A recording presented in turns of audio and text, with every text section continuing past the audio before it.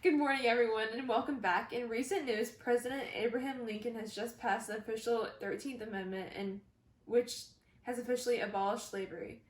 Here we have interviewer Ella Spearsnyder and with Southerner John Friedman with his thoughts on the newly passed amendment. Thank you, Riley. Here with me today I have John Friedman, who has agreed to share with me his thoughts about the new amendment. How do you feel, John? I'm pretty upset. This is going to ruin our whole system on my farm, and I just don't have the money or resources to keep it going at the same pace. This is going to cost me way more money than they deserve. Just to have some freedom? They don't deserve it, and we won't stand for it. They can't make us do anything. They'll have to beat us down and make me accept this. Thank you for sharing your point of view. Now back to Riley for more news. Thank you, Ella. That's all for today's news. Hello, and welcome back to the morning news. We have just received word that Congress has just officially signed and passed the 14th Amendment of the United States Constitution. For any of you who do not know, this amendment grants citizenship to all people born or naturalized in the United States, including formerly enslaved people. This also provides all citizens with equal protection under the laws, extending the provisions of the Bill of Rights to the states. With more insight into how the South feels about this, we have reporter Riley Hawkins with the Southern Man willing to give us his thoughts on the matter. Thank you, Sophie. I'm here with Oliver Winslow. How do you feel about the new amendment, Oliver? We are all very upset and feel as though we've been punished for the Civil War. We refuse to ratify it until they make us. I can't believe after all we fought for, they're gonna punish us with this insult of an amendment. Thank you for your input, Oliver. I wish you the best with your plans. Back to Sophie for more news. Thanks for that interview, Riley. That concludes our segment for today. See you next time! Good afternoon, and welcome back to your favorite news station. Today is January 29th, 1877, and the Capitol has just confirmed the completion of the Compromise of 1877. With us today, we have government expert Marie Harris to give us more information on what exactly this compromise details. Marie?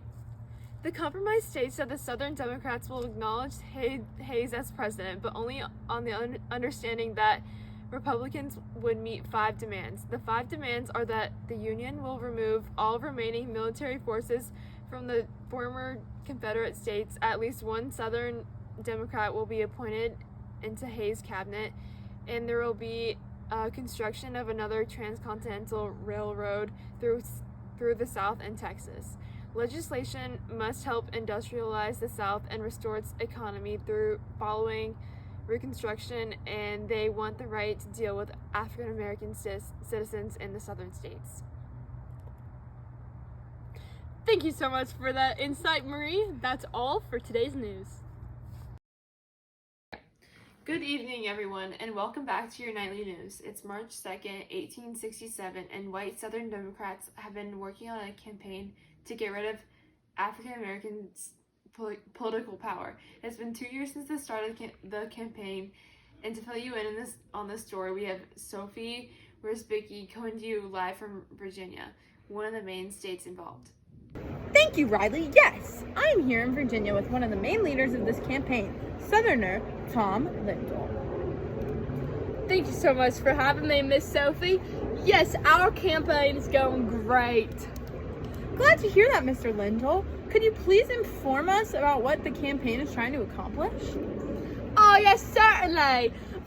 Our main goal of this campaign is to undermine black political powers and force uncommitted white Southerners to their side.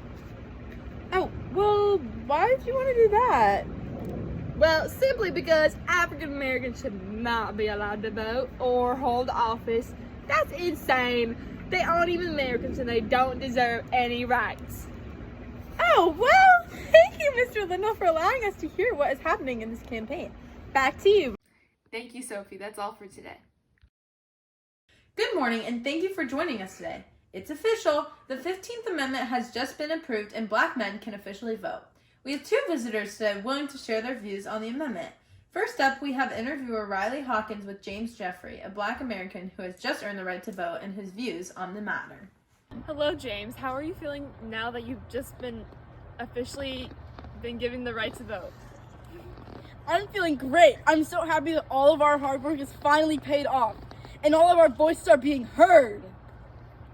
That's so great. I'm so happy to hear that. Do you have any other worries about how some people with opposing views might react to seeing Black Americans starting to go into the polls? Sure I do, but we all knew there were going to be people with problems, so I'm sure whatever they throw at us, we can handle it. That's great to hear. Back to you, Sophie. Thank you, Riley, for that phenomenal insight. Next, we have reporter Ellis Bierschneider with another guest from the opposite point of view. Thank you, Sophie. I am here with Jack Richards, who's going to tell us about how he feels about the new amendment. How are you feeling, Jack?